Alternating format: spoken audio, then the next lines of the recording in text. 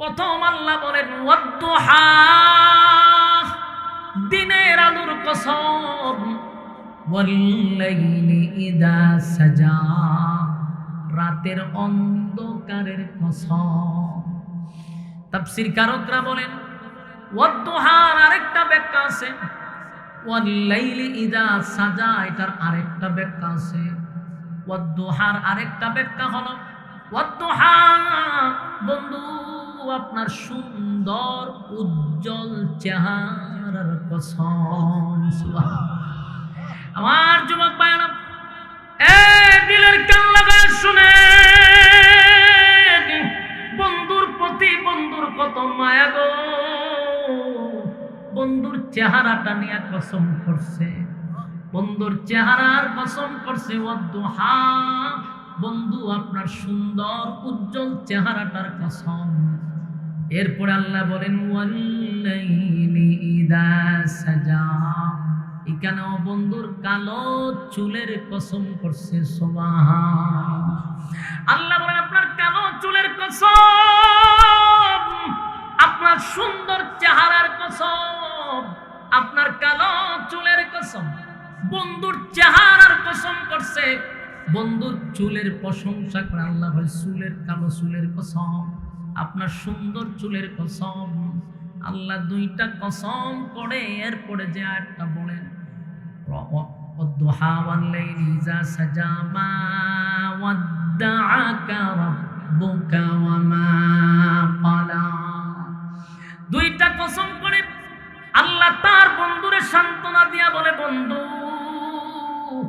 মক্কার মানুষ আপনারে বলে আপনার রব আপনারে ভুইলা গেছে, আপনার চেহারার কসম, আপনার চুলের কসম, মা ওয়াদ্দাকা রাব্বুকা ওয়া মা ক্বালা, আপনার রব আপনার প্রতি অসন্তুষ্ট হয় নাই।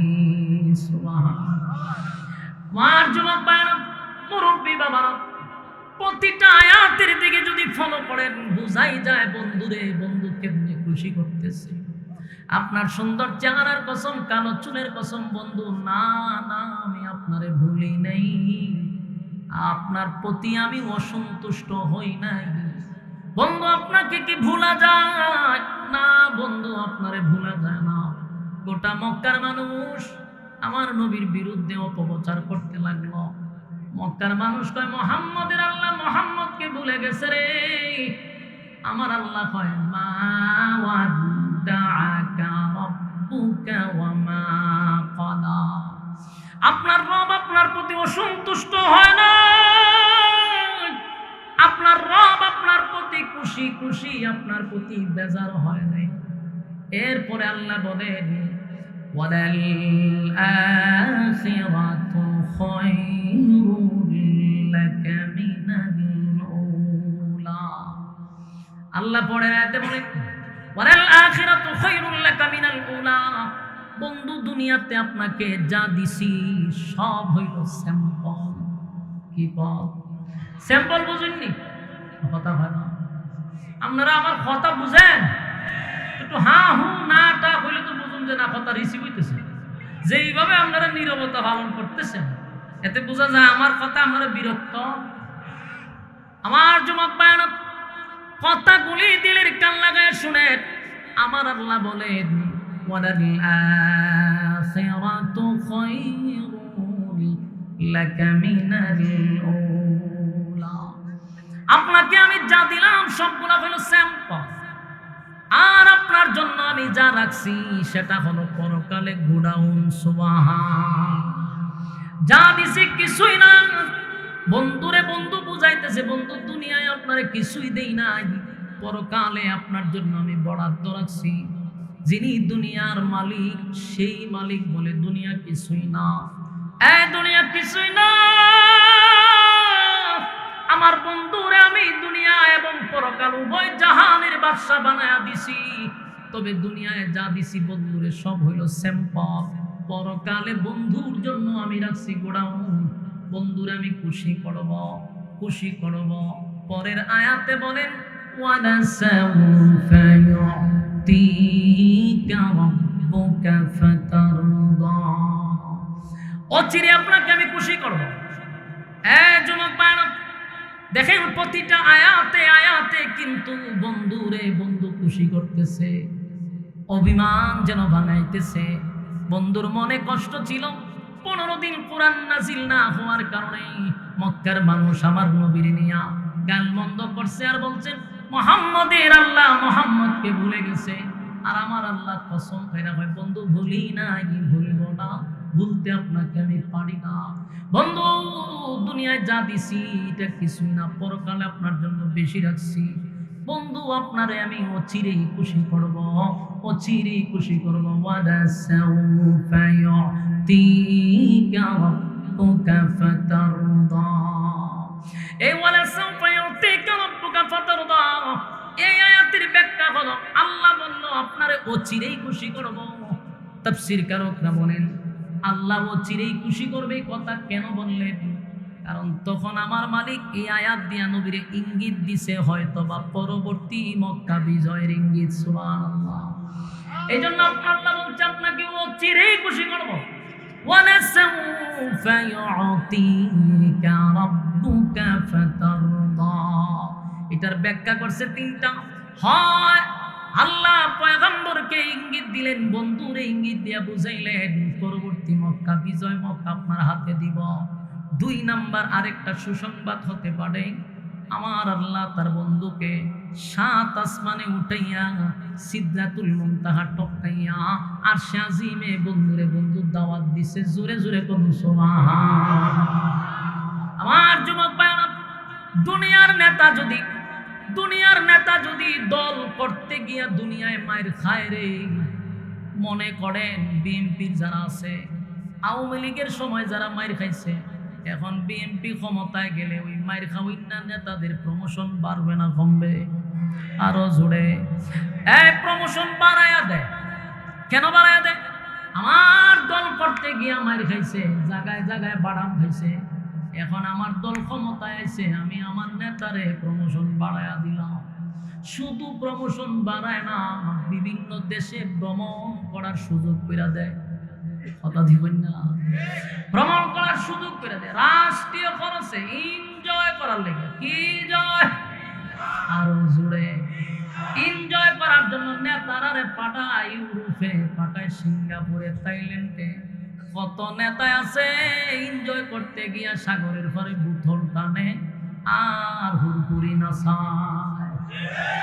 ঠিক না ঠিক?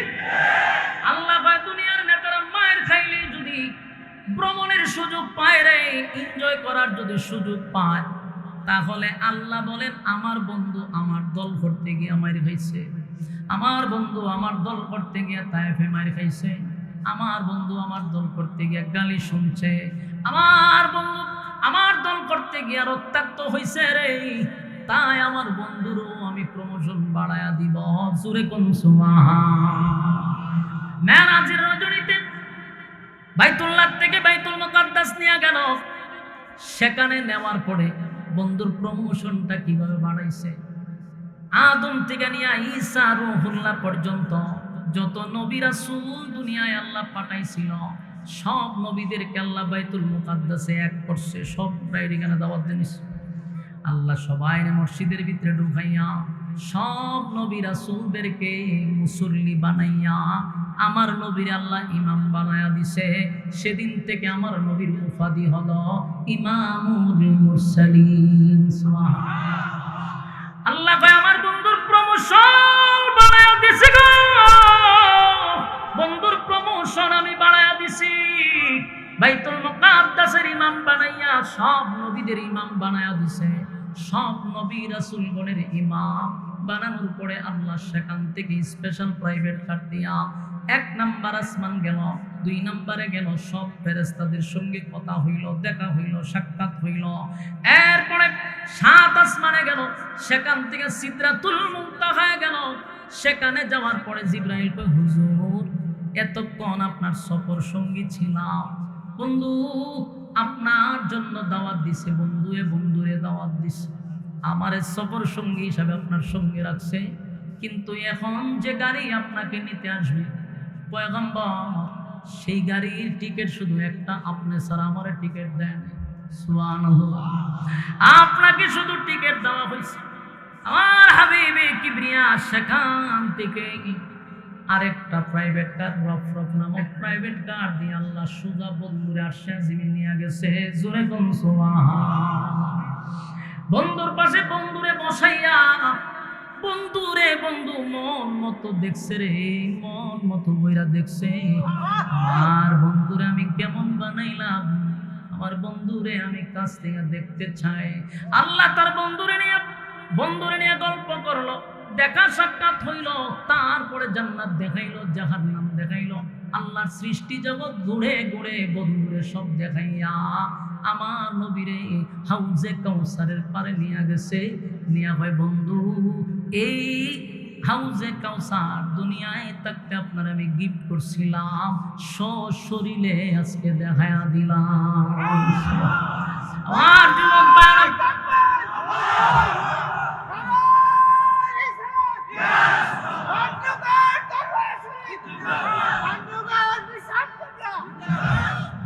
আমার যুবক ভাইরা, বন্ধুরে বন্ধু দাওয়াত দিয়ে নিল।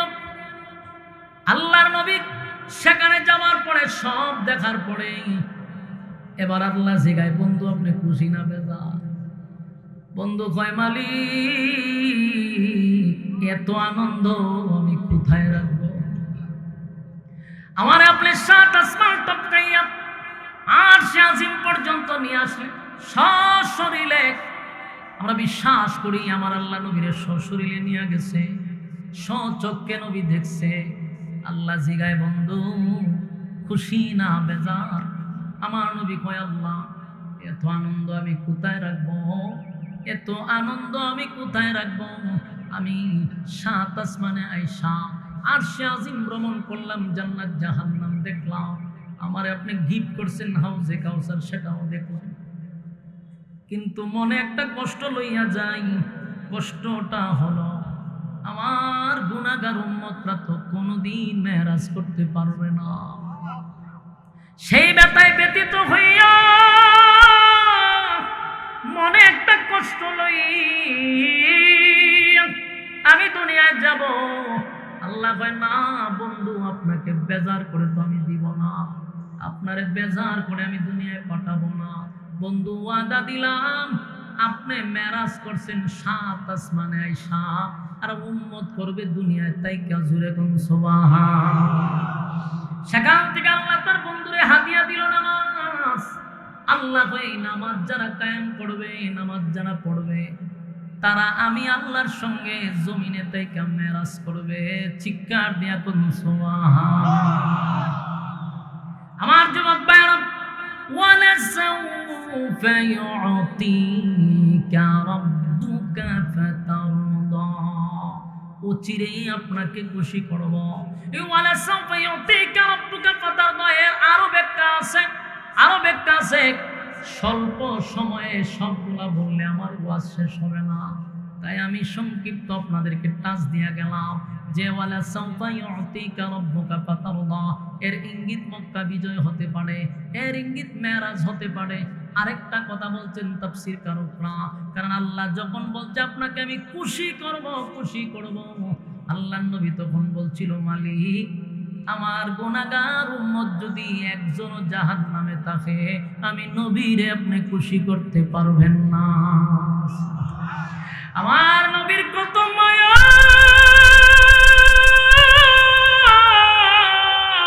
নবীর কত মায়া। জান্নাতে গিয়াও বন্ধু উম্মত বলে নাই, আরশে আজিমে গিয়াও উম্মত বলে নাই, কিয়ামতের মাঠে তখন নবী উম্মত বলবে না।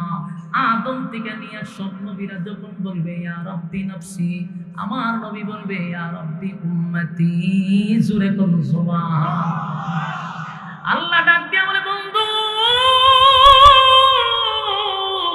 আপনাকে আমি খুশি করব।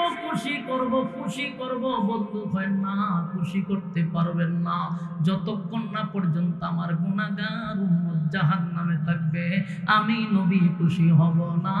আল্লাহ তখন ঘোষণা দেয়, বন্ধু আজকে হাসরের মাঠে সুপারিশের একমাত্র মালিকানা আপনারে দিলাম। আমার যুবক ভাইরা, ওয়ালাসাউফা ইউতিকা রাব্বুকা ফাতারদা ফাতারদা। এই আয়াতের অনেকগুলো ব্যাখ্যা। এবার শুন, আল্লাহ বলেন বন্ধু, ওয়াদুহা আপনার সুন্দর চেহারার কসম, ওয়াল্লাইলি ইযা সাজা আপনার কালো চুলের কসম, মা ওয়াদ্দাকা রাব্বুকা ওয়া মা ক্বালা আপনার রব আপনারে ভুলে নাই, আপনার রব অসন্তুষ্ট হয় নাই। ওয়ালাল আখিরাতু খায়রুল লাকা মিনাল উলা আপনাকে যা দিছি এর থেকে বেশি পরকালে আপনার জন্য রিজার্ভ রাখছি। ওয়ালা সাউফা ইউতিকা রাব্বুকা ফাতারদা অচিরে আপনাকে আমি খুশি করব আমার যুবক ভাইরা। এরপরে আল্লাহ রাব্বুল আলামিন বলেন আলাম ইয়াজিদকা ইয়াতীমান ফাআওয়া। এই আয়াত আল্লাহ বলেন বন্ধু আপনি কি এতিম ছিলেন না? এই জায়গাটাতে আপনাদেরকে একটু বুঝায়া না দিলে বুঝবেন না।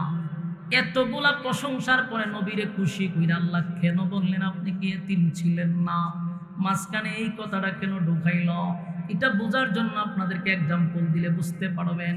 দুই বন্ধুর মধ্যে মহব্বত, হঠাৎ করে বন্ধুর সঙ্গে বন্ধু অভিমান চলতেছে। অভিমান বুঝেননি? বন্ধুর মধ্যে বন্ধু অভিমান চলতেছে। আমার যুবক ভাইরা মনে করেন এক বন্ধু আরেক বন্ধুরে হয়তো তুই আমারে ভুলে গেছস, আগের মতো আর তুই আমারে ভালোবাসস না। তখন ওই বন্ধু এই বন্ধুরে খুশি করার জন্য অতীতের কিছু কথা তারে তুইলা ধরে। আমি কি বুঝাইতে পারছি? যেটা আমরা গ্রাম্য ভাষায় কয় খুঁটা দেয়, আপনারা এদের গীতা কই খুঁটা কইনি খুঁটা দে হয় আমি তোরা খাওয়াইছিলাম না, ওইটারে কয় খুঁটা। আল্লাহ এখানে নবীরে ফুটা দিছে। বন্ধু যখন কয় আপনি কি আমারে ভুইলা গেছেন গো, আল্লাহ কয় বন্ধু আলাম ইয়াজিদকা ইয়াতীমান ফাআওয়া আপনি কি এতিম ছিলেন না? এটা বইলা বন্ধুরে অতীতের কথা স্মরণ করায় বুঝাইতে চায়। কেমনে বলবো? তখনই বলি না আর এখন বুঝি ভুইলা যাইব। আপনি এতিম ছিলেন, আপনার আমি আশ্রয় দিছি। জুরে কোন সুবহান। দুই বন্ধুর মাঝখানে যদি অভিমান হয় তখন দেখবেন এক বন্ধু আরেক বন্ধুরে কয় বেটা তুই কেমনে কইলি আমি তোরে ভুইলা গেছি, তুই ব্যবসাত মায়ের খাইছ, তোর 1 লাখ টাকা দিয়ে আমি তোর সাহায্য করছি, তুই মোটরসাইকেল নিয়ে ভরে আসুকে খালের মধ্যে এখান থেকে তোর উড়াই আনছি, তোর মোটরসাইকেলের তেল আসিন না আমি তোর টাকা দিয়ে তেল ভরে দিছি, তুই নাস্তা খাইবার সময় তোর পকেটে টাকা নাই আমি দিয়ে তোর নাস্তা করাইছি, বেটা ভুইলা গেছ জানি। ঠিক না ঠিক? আর যদি মাঝে মধ্যে জামাইয়ের বউর মধ্যে আবার একটা অভিমান হয়, ঠিক না ঠিক? এটা একটু মারাত্মক। এটাই মাঝে মধ্যে গাল ফোলাই রাখে। তখন কয় তোমার বড় সংসার করে আমার জীবনটার শেষ। এটা একটা কমন ডায়লগ মেয়েদের, ঠিক না ঠিক? একটা কমন ডায়লগ। এই ডায়লগটা প্রত্যেকটা মহিলার যখন আল্লাহ প্রদত্ত শিখাই দিয়েছে,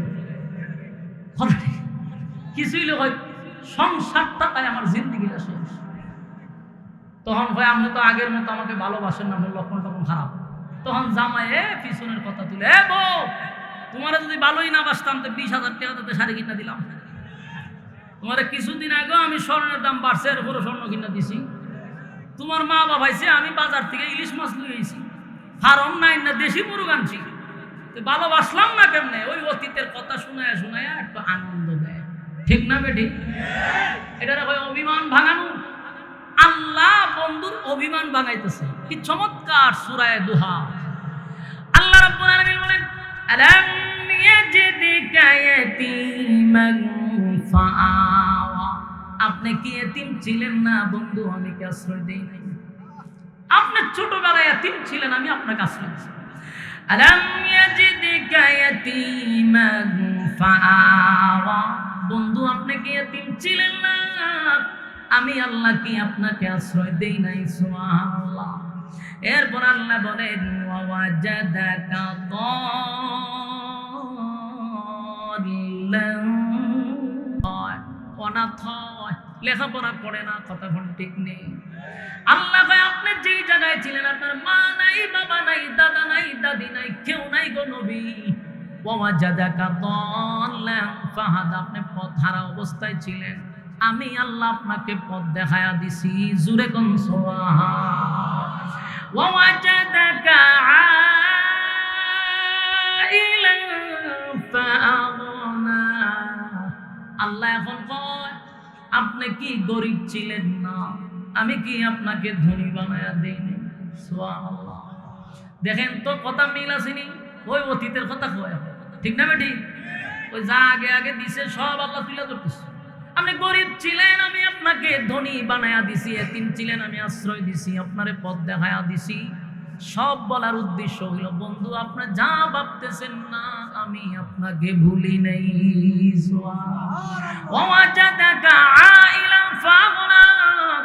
এই আয়াতের অর্থ হলো, আপনি কি নিঃস্ব ছিলেন না, গরিব ছিলেন না, আমি আল্লাহ আপনাকে ধনী বানায়া দিছি। এখান থেকে আরেকটা কথা আমাদের শিখা দরকার, জানা দরকার, নবী শুধু গরিব ছিলেন না, নবীরে আল্লাহ ধনীও বানাইছে। কথা হয় না, খালি আপনি আগের পৃষ্ঠা পড়বেন, পরের পৃষ্ঠা পড়বেন না। খালি হারাটা জীবন হলেন নবীর ভেড়া ভাত্তর আসিল সত্য, নবী গরিব ছিল সত্য, সবই সত্য, আল্লাহ ভাই আপনারা ধনীও বানাইছে। কথা কন, তা আপনারা গরিব কইতে কইতে ইসলামটার এই জায়গা দিচ্ছেন না। আমাদের দেশে এমন একটা অবস্থা, সব কথা বলতেও পারি না, আপনারা আবার রাগ হইতে পারেন, কিন্তু কোরআনের কথা তো আমার বলতেই হবে। আমাদের দেশের অনেক মৌলবীরা এক ওয়াজ পাইছে, নবী গরিব নেবর বেড়া ভাত্তর। এই বেড়া, নবীর বেড়া তো খালি ভাত্তরিতে আল্লাহ না বুঝে নবীর ধনী বানাইছে, তুই ধনীর কথা কস না কা। আমরা গরিব কইতে কইতে ইসলামটার একেবারে নিচে নামায়া দিছি। 2025 সালে আইসা কোন আলেম যদি আজকে রাষ্ট্রীয়ভাবে ক্ষমতায় যেতে চায়, কোন আলেম যদি রাজনীতি করতে চায়, এই সুশীলরা বলে হুজুররা থাকবো খানকায়, হুজুররা থাকবো মসজিদে, হুজুররা থাকবো মাদ্রাসায়, হুজুর থাকবো জানাজার মাঠে, মিলাদের ময়দানে, হুজুর কেড়ে রাজনীতির মাঠে হয়নি। ফির সব থাকবো শুধু খানকা, ফির সব কেড়ে রাজনীতি করতো, ঠিক না বেটি? এই যে কয়, এটা এরার দোষ না, দোষ আমাদের মতো কাঠমৌলবীদের দোষ। কারণ কাঠমৌলবীরা এই কথা মানুষকে শোনায় নাই যে আমার নবী শুধু নবী ছিলেন না, আল্লাহ ওনাকে দেশের রাষ্ট্রনায়ক বানাইছিল। আমার নবী দেশের প্রেসিডেন্ট ছিল, শুধু নবী প্রেসিডেন্ট নয়, আবু বকর প্রেসিডেন্ট, উমর প্রেসিডেন্ট, আমির প্রেসিডেন্ট, উসমান প্রেসিডেন্ট ছিল দেশের, ঠিক কিনা? দেশের প্রেসিডেন্ট ছিল।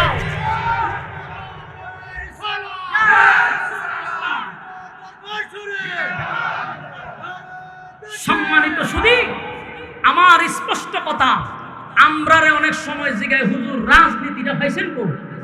আমারে যদি জিগাই তো সালি দিয়া দইরা হতাম কারিতা, রাজনীতি কই পাইছি আমি তোরে কইয়া দিব, আমি নবীর সুন্নাত থেকে তোরে বলে দিব, কোরআন থেকে বলে দিব। কিন্তু প্রশ্ন হলো এরপরের কথা, তোমারে যদি জিজ্ঞাসা করি তুমি রাজনীতি পাইছো, তুমি কি উত্তর দিবা সান্ধু?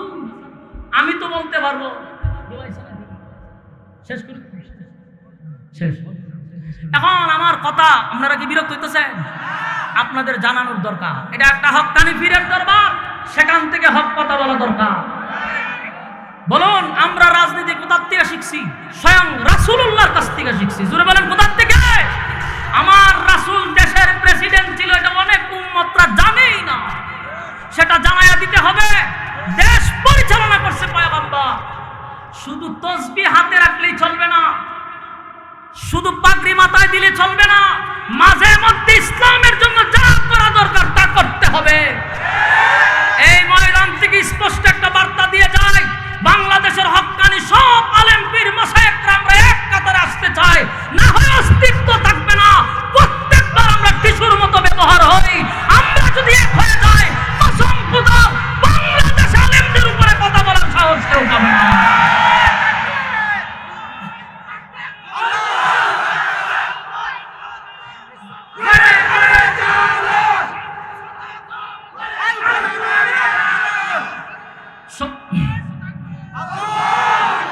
সম্মানিত সুধী, আমি আরেকবার এই কথাটা বলছি, মেহেরবানি করে কথাগুলি আপনাদের নলেজে রাখার চেষ্টা করবেন। আমরা সব দল এক হতে হবে। যে দাঁড়াইয়া পড়ে তারা দাঁড়াইতে দেন, গুতাগুতি করেন না। যে বুকে হাত বাঁধে বাঁধতে দেন, দাঁড়াইয়া থাকলে দাঁড়াইয়া থাকতে দেন, বৈশা পড়লে বৈশা পড়তে দেন, উষা টুপি লাগাইছে লাগাইতে দেন, নেশা টুপি লাগাইছে লাগাইতে দেন, কিন্তু ইসলামের জন্য আমরা এক কাতারে থাকবো ইনশাআল্লাহ। আমরা দলাদলি বাদ দিতে হবে, গুতাগুতি বাদ দেন, কারণ আমাদের পায়ের নিচে এখন মাটি নাই। 16টা বছর আমরা ফাটার বলি হইছি, কোনো কিছু হইলে আমাদেরকে ট্যাগ লাগাইয়া আমাদের হাজার হাজার আলেমদেরকে নির্যাতন করা হয়েছে, আবারও সেই কাঠ ব্যবহার করা হচ্ছে, আবার উলামায়ে কেরামদের উপরে নির্যাতন শুরু হয়েছে। এই জন্য আমি বলবো আল্লাহর কসম, এখন যদি এক না হইতে পারি, আমাদের কপালে যে কি আছে এটা লিখে রাখেন। যেই কাঠ ব্যবহার করে 16 বছর চলছে, অনেকেই এই কাঠ ব্যবহার করতে চায়। যাই না রাখেন, আগেও বলতাম আমরা এই দিন নয়, আরো দিন আসবে। সুতরাং দিন আসছে, এখন এই কাঠ আর বিক্রি হয় না, এই ক্যাপসুল আর কেউ খায় না। ঠিক না বে ঠিক? ওলামায়ে কেরাম, আপনাদেরকে হাত জোর করে বলছি, আপনারা ডাক দেন, যত পীর মাশায়েখ আছেন আপনারা ডাক দেন। আমরা পীর আউলিয়ার মাধ্যমে এই সংগ্রাম শুরু করতে চাই। বাংলাদেশে নবী রাসূল আসে নাই, এদেশে ইসলাম প্রচার করছে একমাত্র ওলিয়া উলিয়ারা, আল্লাহর ওলিরা দিন প্রচার করছে, নবী রাসূল আসে নাই। ঠিক কিনা বলেন? এটা ওলিয়া উলিয়ার জমিন, আমরা তাদের ডাকের অপেক্ষায় আছি ইনশাআল্লাহ। পীর সাহেবরা যদি ডাক দেয়, গোলাম জিলানী যদি ডাক দেয়, আড়াইবাড়ির দরবার যদি ডাক দেয়, সরসিনার দরবার যদি ডাক দেয়, চরমনায় যদি ডাক দেয়, আড়াইবাড়ি সহ এখানে আরে আপনি আছে সোনাখান্দা সহ, এরপরে দামতি সহ সব পীররা একটা জায়গায় আসেন, আমরা দেখতে চাই, আমাদের চোখের শান্তি। মানুষ এখন চায় যে পীররা এক কাতারে দাঁড়াক, এটা মানুষের প্রশান্তি আসবে কলিজা। সেই সুযোগটা হওয়া দরকার আছে না নাই? আল্লাহ বুঝার, মানার, আমল করার তৌফিক দান করুক, আমিন। والضحى والليل إذا سجى ما ودعك ربك وما قلى وللآخرة خير لك من الأولى ولسوف يعطيك ربك فترضى.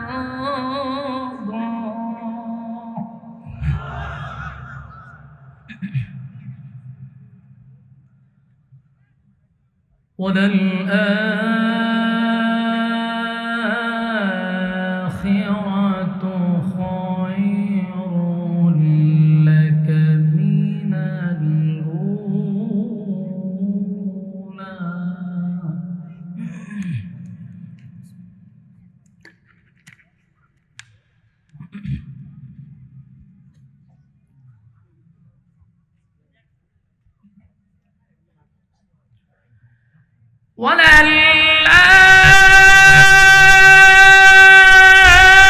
وللآخرة خير لك من الأولى ولسوف يعطيك ربك فترضى.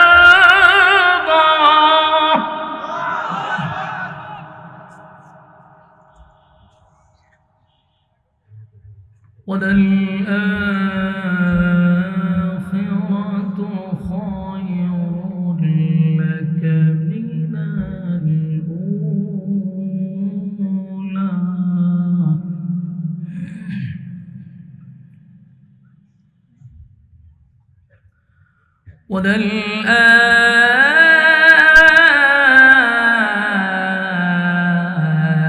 وللآخرة خير لك من الأولى ولسوف يعطيك ربك فترضى.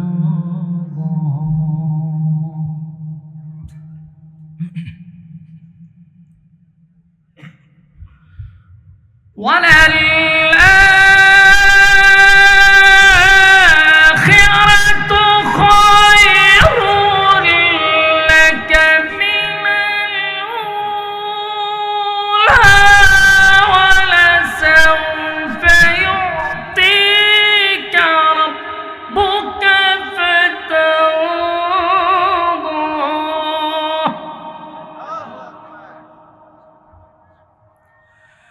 ولسوف يعطيك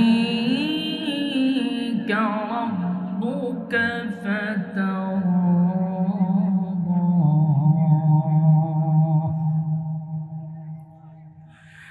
ألم يجدك يتيما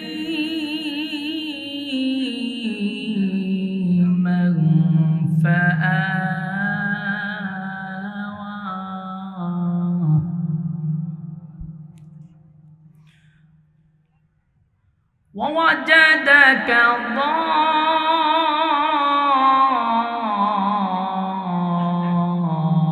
ضالا فهدى ووجدك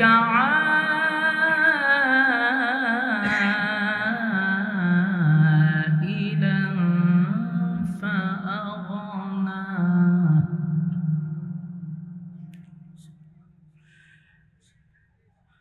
فأما اليتيم فلا تقهر وأما السائل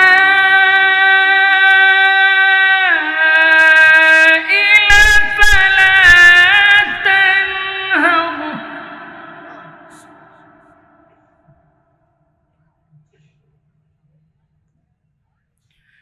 فأما اليتيم فلا تقهر وأما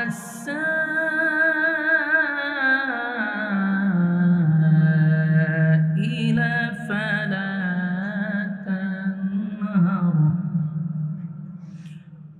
وأما بنعمة ربك فحدث صدق الله العظيم.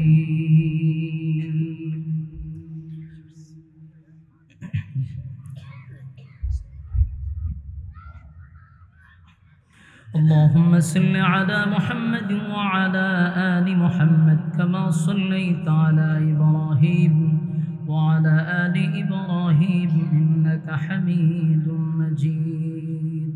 اللهم بارك على محمد وعلى آل محمد كما باركت على إبراهيم وعلى آل إبراهيم إنك حميد مجيد.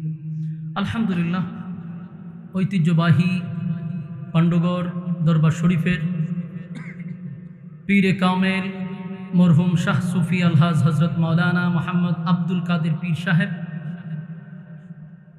রহমতুল্লাহ আলাইহির প্রতিষ্ঠিত ইসালে সোয়াব মাহফিলের সম্মানিত আজকের যিনি সভাপতি, বিশিষ্ট আলেমে দ্বীন, বাংলাদেশের অন্যতম পরিচিত একটি দরবারের সম্মানিত বিশিষ্ট আলেমে দ্বীন হজরত মৌলানা গোলাম পরোয়ার সাইদি সাহেব পীর সাহেব আড়াই বাড়ি দরবার শরীফ। আজকের মাহফিলে আরও আছেন যিনি এই দরবারের বর্তমানে দায়িত্ব পালন করছেন, বিশিষ্ট আলেমে দ্বীন হজরত মৌলানা গোলাম জিলানি পীর সাহেব পাণ্ডুগড় দরবার শরীফ। এছাড়াও আপনাদের এখানে আরও অনেক উলামায়ে কেরাম উপস্থিত হবেন, বিশেষ করে হজরত মৌলানা কামরুল ইসলাম সাইদ আনসারী সাহেব, হজরত মৌলানা মুস্তাক ফৈজি পীর সাহেব নাগাজ দরবার শরীফ। বহু উলামায়ে কেরাম এখানে উপস্থিত হবেন ইনশাআল্লাহ। আপনারা দূর দূরান্ত থেকে আপনারা এই দরবার শরীফে আসছেন, আরামের বিছানা ছেড়ে নরমাল বিছানাতে বসছেন, এই দরবারের প্রতি মহব্বত নিয়ে প্রচণ্ড ঠান্ডার মধ্যে দুনিয়ার সমস্ত ব্যস্ততাকে পিছনে রেখে আপনারা এই মুবারক মজলিসে বসছেন। খুশি না বেজার? শুকরিয়া আদায় করছি আলহামদুলিল্লাহ। লক্ষ কোটি দুরুদ এবং সালাম আল্লাহর সৃষ্টির প্রধান আকর্ষণ জনাবে মুহাম্মদুর রাসূলুল্লাহ সাল্লাল্লাহু আলাইহি ওয়াসাল্লামের উপর। সম্মানিত সুধী, সময় কিন্তু খুব কম, এজন্য খুব তাড়াহুড়া করছি, অল্প সময়ের ভিতরে আলোচনা শেষ করতে হবে। আপনাদের এই মাহফিলটা সারা রাত হতো, কিন্তু বিভিন্ন বাধার কারণে প্রশাসনিক বিভিন্ন আইন মানতে গিয়ে মাহফিলটা সর্বোচ্চ 12টা পর্যন্ত সময় দেওয়া হয়েছে।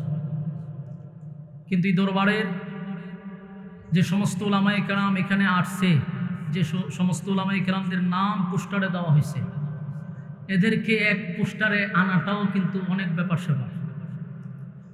তো আলহামদুলিল্লাহ আপনাদের গোলাম জিলানী সাহেবের সম্পর্কের কারণে, মহব্বতের কারণে, এই দরবারের প্রতি একটা ভালোবাসার কারণে ওলামায়ে কেরাম এখানে উপস্থিত হয়েছেন। বিশেষ করে আমি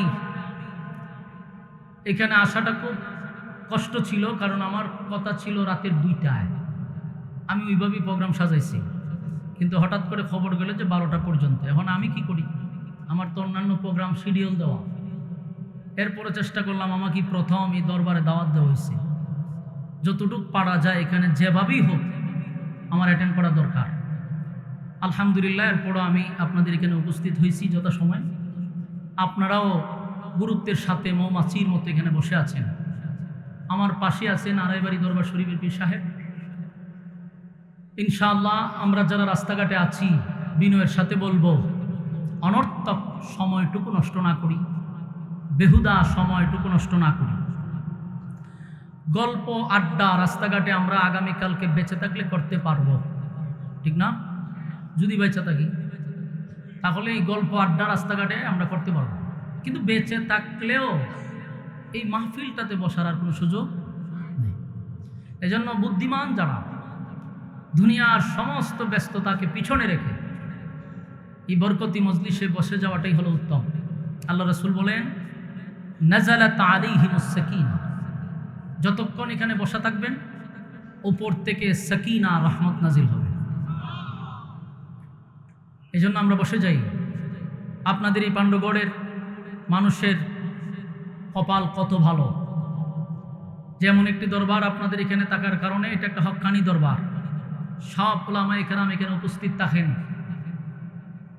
আজকের এই মাহফিল এটা প্রমাণ করে আগামীর বাংলাদেশ উলামায়ে কেরামদের বাংলাদেশ, এটা প্রমাণ করছে। প্রত্যেকটা হক্কানি পীর যারা আছেন তাদের উচিত এরকম প্রত্যেকটা জায়গার থেকে, প্রত্যেক প্ল্যাটফর্ম থেকে আমাদের একত্রিত হওয়া দরকার। বিশেষ করে হক্কানি পীরগুলা, দরবারে তো বাংলাদেশে অভাব নাই। এই জন্য আমি বেশিরভাগ আমার বয়ান যারা শুনেন দেখছেন, আমি বেশিরভাগই পীর নিয়ে কথা বলি, কিন্তু হক্কানি পীরের বিরুদ্ধে আমরা কথা বলি না।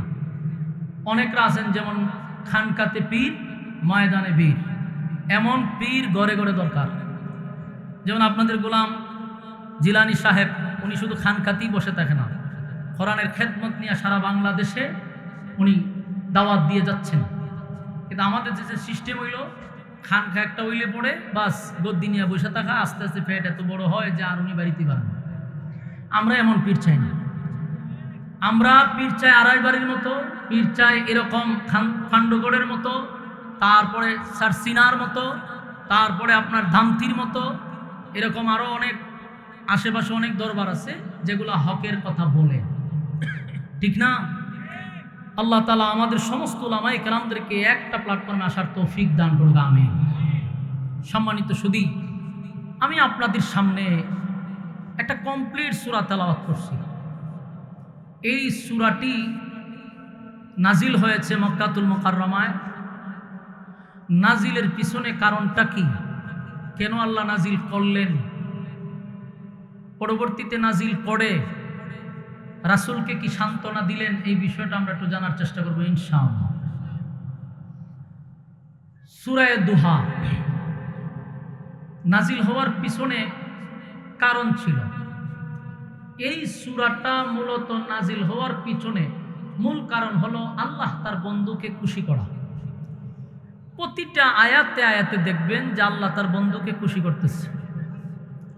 প্রতিটা আয়াতে যেন তার বন্ধুর অভিমান ভাঙাইতেছে। মূলত এই সূরাটা নাজিল হয়েছে রাসূলকে খুশি করার জন্য। তাহলে কি ঘটছিল, কি ঘটনা ঘটার পরে আল্লাহ তার বন্ধুকে খুশি করছে, এই বিষয়টা আমরা একটু জানার চেষ্টা করি। অল্প সময়, আমরা কোনো ভূমিকা ছাড়াই আমি আলোচনায় ঢুকছি, মেহেরবানি করে বসে যান। মক্কাতুল মুকাররমায় রাসূল আরবি সাল্লাল্লাহু আলাইহি ওয়াসাল্লাম যখন কালেমার দাওয়াত দিতে লাগলো, তখন 3টা দল ছিল, তারা তাদের ধর্ম প্রচার করত।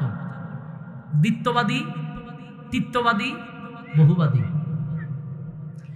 ইহুদি, খ্রিস্টান, মূর্তি পূজারী।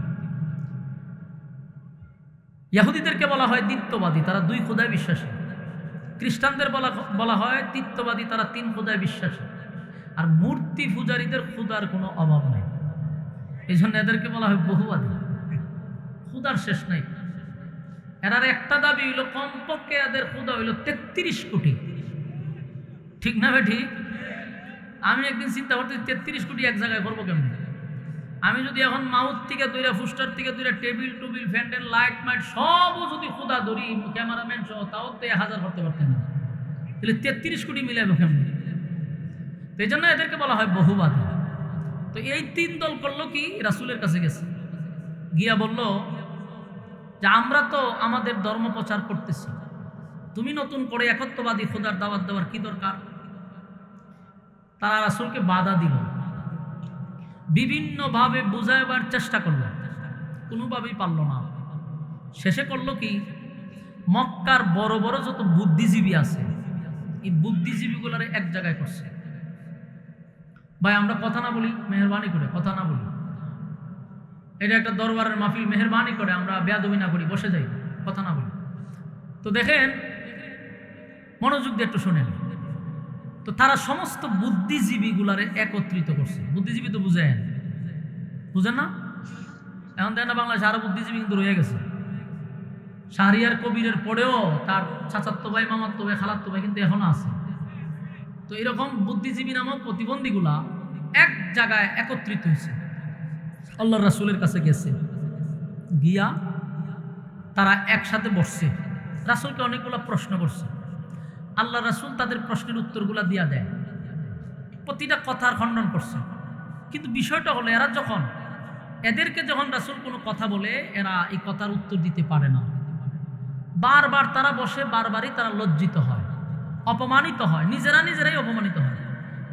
তো এক পর্যায়ে তারা বলা বলি করতে লাগলো যে আমরাই এতবার গেলাম আব্দুল্লাহর পুত্র মুহাম্মদের কাছে, আমরা নিজেরাই লজ্জিত হই, তার সঙ্গে কথা বলে আমরা পারতেছি না। কোনো না কোনো জায়গায় আমরা আটকা পড়ে যাই, কোনো না কোনো জায়গাতে গিয়ে আমরা আর আগাইতে পারি না। এটা তো লজ্জা, এটা তো শরম। আর কত ওনার কাছে আমরা লজ্জিত হব? আমাদের সমস্ত বুদ্ধিজীবীদের মাথা সব শেষ, এরপরও পারলাম না। এদের মধ্যে একজন বলল যে আমরা মৃত্যু পর্যন্ত যদি আব্দুল্লাহর পুত্রের সাথে আমরা বৈঠকে বসি, টকশুতে বসি, উনাকে হারাইতে পারবো না। সুবহানাল্লাহ আসেনি? এদের দলের লোক বলতেছে। তো জিজ্ঞাসা করলো কেন? ও কারণ ওনার কাছে যে এলেম, এটা তো আসমানি এলেম, আসমানি এলেম ওনার সঙ্গে আমরা পারবো না। তখন বলল যে আমরা কি করতে পারি, আমরা তো হারলেও চলবে না। আমাদের একটা করণীয় হলো, আমরাও আসমানি এলেম ওনার লোকরে ভাড়া করে হইলে আনতে হবে। তো বুড়া মক্কায় তালাশ করছে, আসমানি এলেম ওনার লোক নাই। মক্কার থেকে 450 কিলোমিটার দূর হইল মদিনা। মদিনায় গেছে তারা, ভাড়া করে লোক নিয়ে আসবো টকশুর জন্য। চিন্তা করেন, বাংলাদেশেও কিন্তু বহু টকশু হয়ে গেছে, ঠিক না? 16 বছর টকশু হয়েছে, পরিকল্পিতভাবে আলেমদেরকে নিত টকশুতে। 5-6টা নাস্তিক থাকতো, একজন আলেম থাকতো। এদের উদ্দেশ্য ছিল জাতির কাছে আলেমদেরকে অপমান করা। কিন্তু আল্লাহ কি এলেম দিছে আলেমদেরকে, 5-6টা নাস্তিকদেরকে নাখানি সুবানি খাওয়ায় ছেড়ে দিছে একজন আলেম। বিশ্বাস না হলে আপনারা টকশুগুলো দেখেন, ঠান্ডা মাথায় শেষ করছে। কারণ উলামায়ে কেরামদের কাছে যে এলেম, এটা আসমানি। এই জন্যই যতই চেষ্টা করো, শাহরিয়ার কবিরে ধরছিল না সালি দিয়া আব্বাসী সাহেব, নাহানি সুবানি খাওয়ায় ছাড়ছে। নিজের বহু বড় বুদ্ধিজীবী মনে করতো, আব্বাসী সাহেবের কাছে টিকতে পারলো না। তো এই জন্য বুঝতে হবে, আলেমদের কাছে যে এলেম, এটা আসমানি। তো রাসূলকে পরাজিত করার জন্য এরা মদিনায় গেছে তাওরাতের আলেমদের সাথে পরামর্শ করার জন্য। তাওরাতের আলেমদের কাছে গিয়ে বলল যে আমরা ভারাক্রান্ত মন নিয়ে কষ্টের সহিত এত দূর পাড়ি দিয়ে আসছি আপনাদের কাছে। মক্কাতে আমাদেরই রক্তের, আমাদেরই বংশের, নাম তার মুহাম্মদ সাল্লাল্লাহু আলাইহি ওয়াসাল্লাম, সে নতুন করে আমাদের বংশের মধ্যে একটা ফাটল সৃষ্টি করতেছে। একত্ববাদী খোদার দাওয়াত দেয়, নিজেকে রাসূল দাবি করে। তার সঙ্গে আমরা কথা বলেও পারি না, কোনো না কোনো জায়গায় আটকা পড়ে যাই, বারবার লজ্জিত হই। এখন আপনারা আমাদের সঙ্গে চলুন, আমাদের পক্ষ থেকে আপনারা কথা বলবেন। তাওরাতের আলেমরা বলল, ওনার বংশটা কি কুরাইশ বংশ? সবাই কহ কুরাইশ বংশ। দাদার নাম কি আব্দুল মুত্তালিব ছিল? বলে হ। বাবার নাম কি আব্দুল্লাহ ছিল? বলে হ। মার নাম কি আমেনা? বলে হ। তার নাম কি মুহাম্মদ সাল্লাল্লাহু। এরা বললো যে আমরা তো কিছুই বলি না, আপনারা কি সব জানেন? তাওরাতের আলেমরা বলল, আমরা তো ওনার অপেক্ষায় ছিলাম, আমরা যে কিতাব পড়ি সেই কিতাবের প্রতি পৃষ্ঠায় পৃষ্ঠায় ওনার নাম। সুবহানাল্লাহ। তখন তারা আশ্চর্য হয়ে গেল যে আমাদের থেকে তারা বেশি মুহাম্মদকে নিয়ে গবেষণা করছে। তাওরাতের আলেমরা বলল, সারা মদিনার সব তাওরাতের আলেম গিয়েও যদি ওনার পাশে বসে, এতিমের মতো বসে থাকতে হবে, কখনো আমরা বিজয় হতে পারবো না। সুবহানাল্লাহ থাকলে হতে পারে। পরবর্তীতে মদিনার এই আলেমগুলো বলল যে আমাদের যাওয়ার দরকার নাই, আমরা গেলেও পরাজিত হব। তোমরা 3টা প্রশ্ন ওনাকে জিজ্ঞাসা করবা, যদি উত্তর দিতে পারে চোখ বন্ধ করে কালেমা পড়ে ঈমান আনবা। কারণ এই 3 প্রশ্নের জবাব কোনো নবী রাসূল ছাড়া পৃথিবীর কেউ দিতে পারবে না। মক্কার মানুষ মনের মধ্যে অনেক কষ্ট পাইছে যে এত কষ্ট করে গেলাম কিন্তু লাভ হলো না। ভারাক্রান্ত মন নিয়ে মক্কায় আবার ফিরে আসছে। আয়েশা আল্লাহর রাসূলের সামনে গেছে, গিয়ে মিষ্টি মিষ্টি কথা বলা শুরু করছে। বলল, মুহাম্মদ, আমরা তো তোমারই বংশের, তুমি আমাদের ভাতিজা, তোমার আমরা মহব্বত করি, আমরা চাই তোমার সঙ্গে একত্রে থাকার, কিন্তু আমাদের কিছু প্রশ্ন আছে, যদি উত্তর দিতে পারো আমরা তোমার কালেমা পড়ে ঈমান আনব। আল্লাহ রাসূল বললেন, বলেন কি প্রশ্ন? তারা 3টা প্রশ্ন করছে। রাসূল বললেন, আগামীকালকে আসবেন, আমি বলে দেব। কারণ রাসূল নিজের থেকে কোনো কথা বলতেন না, আল্লাহ যা জানাইতেন নবী তা জানাইয়া দিতেন। তো এরা যে প্রশ্ন করছে, রাসূল তো মন করা বললে চলবে না, আল্লাহর পক্ষ থেকে আসবে, রাসূল বলে দিবে, এই অপেক্ষায়।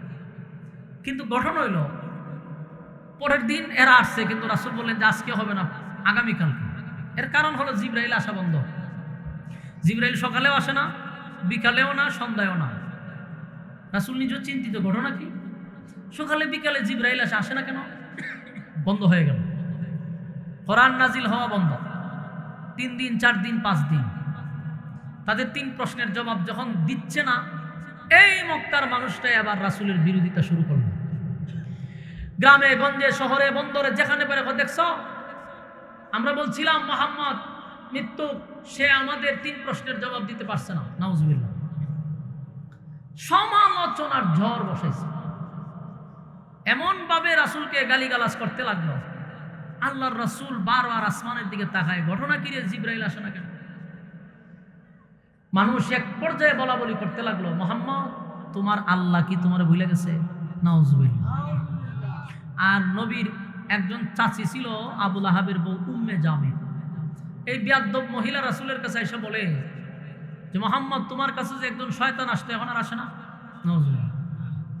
রাসূলের মনে অনেক কষ্ট, এত নিজের মানুষগুলো এইভাবে রাসূলকে আঘাত দিতেছে। আল্লাহর রাসূল অপেক্ষা করতেছে, 15 দিন হয়ে গেছে, কিন্তু জিবরাইল আসে না। চতুর্দিক দিয়া মানুষ খালি হয় মুহাম্মদের আল্লাহ মুহাম্মদকে ভুলে গেছে। নবীজি কান্দে। আল্লাহর রাসূলের চোখের পানি যখন পড়া শুরু হয়েছে, 15 দিন নবী কাঁদছে। তো একদিন তাকায়া দেখে জিবরাইল আসছে। সুবহানাল্লাহ। 15 দিন পরে, 15 দিন পর্যন্ত কোরআন নাজিল হয় নাই। আসছে 15 দিন পরে জিবরাইল। রাসূল একটু অভিমানের সুরে বলতেছে, জিবরাইল আজকে বুঝি তোমার আসার সময় হয়েছে, এতদিন আসলা না কেন? রাগ, অভিমান। জিবরাইল আলাইহিস সালাতু ওয়াস সালাম বললেন, হুজুর আমি তো আসতে চাই, কিন্তু আল্লাহ আসতে দেয় না। আমি আসতে চাই, কিন্তু মালিক আমারে আসতে দেয় না। নবীজি চোখের পানিগুলো ছেড়ে দিয়া বলে, তাহলে কি মক্কার মানুষের কথাই সত্য? আমার আল্লাহ কি আমারে ভুলে গেছে? জিবরাইল কয়, হুজুর আমার মালিক আপনাকে ভুলে নাই, কিন্তু আপনার একটা কথা মালিকের কাছে পছন্দ হয় নাই। 3 প্রশ্ন আপনারা জিজ্ঞাসা, আপনি বলছেন আগামীকালকে বলবেন। আল্লাহর কাছে এটা পছন্দ হয়েছে। আপনি মাঝখানে একটা শব্দ ছেড়ে দিয়েছেন, শব্দটা হলো ইনশাআল্লাহ। ইনশাআল্লাহটা ছেড়ে দিয়েছেন, এই জন্য আল্লাহ কোরআন নাজিল করা বন্ধ করে দিয়েছে। আল্লাহর হাবিব প্রথম যখন তারা প্রশ্ন করলো, রাসূল বলছে আগামীকালকে বলে দিব, কিন্তু নবী মাঝখানে ইনশাআল্লাহ বলে নাই। কিন্তু এখানে একটা প্রশ্ন আছে, নবী না ওই একদিন বুইলা গেছে, এই জন্য কি 15 দিন বুইলা গেছে? কথা হয় না, 15 দিনে কি বলার কথা? বললেন ও একদিন বলছে, কিন্তু 15 দিন তো বলার কথা না, প্রতিদিনই বলছে এরপরের দিন এরপরের দিন। মূল কথা আমাদের আহলে সুন্নাত ওয়াল জামাতের আকীদা হলো নবীরা ভুলে না, আল্লাহ ভুলায়া দেয়। আপনাদের আকীদা কি? নবীরা কি ভুলে?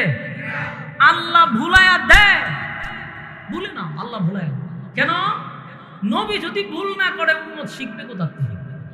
শুধু উম্মতকে শিখানোর জন্য আল্লাহ নিজেই ভুল করায়া দেয়। সুবহানাল্লাহ।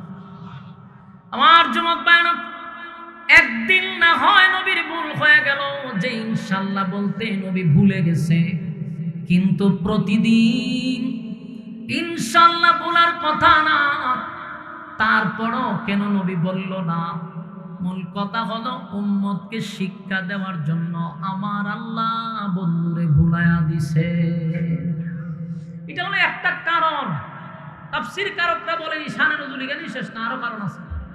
কোরআন বন্ধ হওয়ার পিছনে আরেকটা কারণ হলো, কোরআন যখন নাজিল হইতো রাসূলের শরীরের মধ্যে কম্পন সৃষ্টি হইতো, শরীরের প্রত্যেকটা পশম দিয়া ঘাম বাহির হয়ে যেত।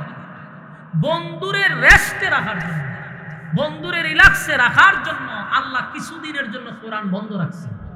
কথা বুঝতেছেন? এটা হলো বন্ধুর প্রতি বন্ধুর মায়া, যে আপনি একটু রেস্টে থাকেন, এখন একটু রিল্যাক্সে থাকেন, এটা আরেকটা কারণ। কিন্তু এবার আসুন, 15 দিন পরে জিবরাইল যখন আসছে, আল্লাহর নবী বলেন, জিবরাইল রে, ইনশাআল্লাহ না বলার কারণে আমার মালিক 15 দিন কোরআন নাজিল করা বন্ধ করে দিল। কিন্তু মক্কার মানুষ আমার বিরুদ্ধে গালি দেয়, আমারে গালি দেয়, আমার আল্লাহ নাকি আমারে ভুলে গেছে, ভুলে গেছে। আমি নবীর কলিজায় বড় দারুণ ব্যথা লাগছে। মক্কার মানুষ কেমনে কয় রে আমার আল্লাহ আমারে ভুলে গেছে। জিবরাইল কয়, হুজুর না, আপনার রব আপনাকে ভুলে নাই, আপনারে খুশি করার জন্য একটা সূরা নাজিল হয়ে গেছে।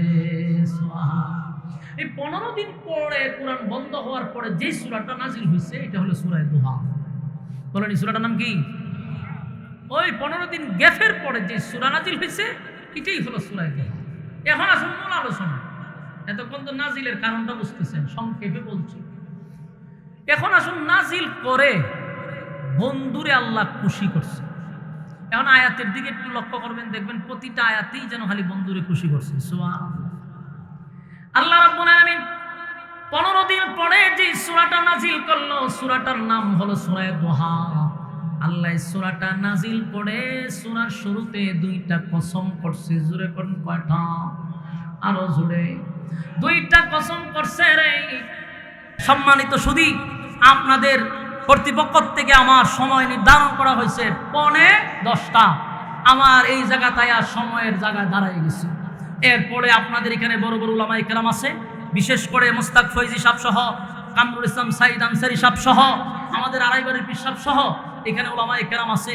তারা আপনাদের সামনে একের পর এক কোরআনের বাণী শোনাবে।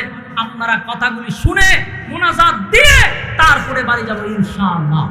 আমার কথাগুলোর উপরে বলনেওয়ালা শুননেওয়ালা উভয়কে আল্লাহ সহি আমল করার তৌফিক দান করুন। সকলে বলে আমিন।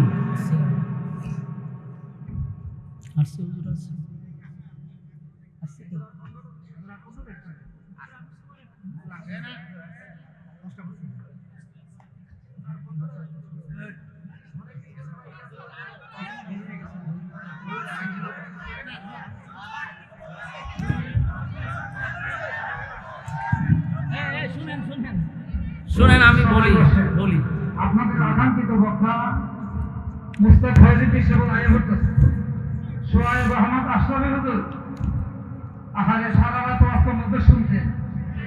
এরপরও তো যেহেতু সারা রাত মাহফিল না, এই হিসাবে সোহেব আহমদ আনসারুদ্দিন অতি সহজে বিদায় নিয়ে গেছে।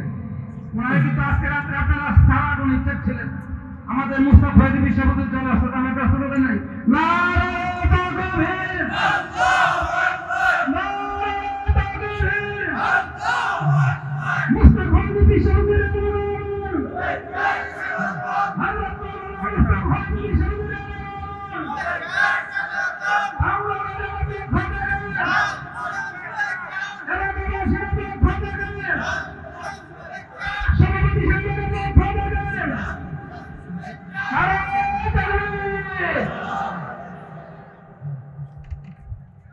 আলহামদুলিল্লাহ। ومولانا محمدا عبد الله ورسوله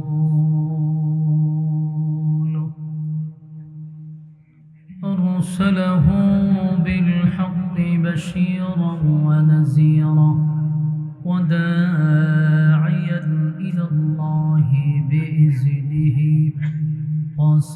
وسراجا منيرا. أما بعد فأعوذ بالله من الشيطان الرجيم. সামনে একটু চাপাচাপি করে আসবেন, পিছনে বসেন, অনেক জায়গা আছে।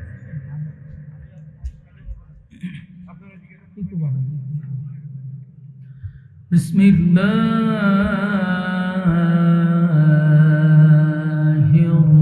الرحمن الرحيم.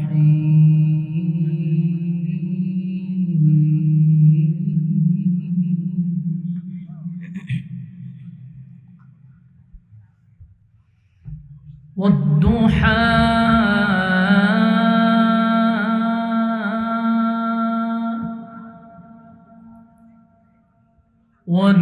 والليل إذا سجى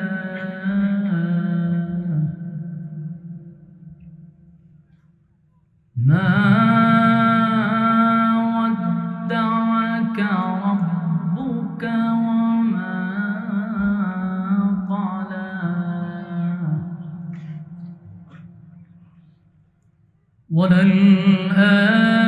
وللآخرة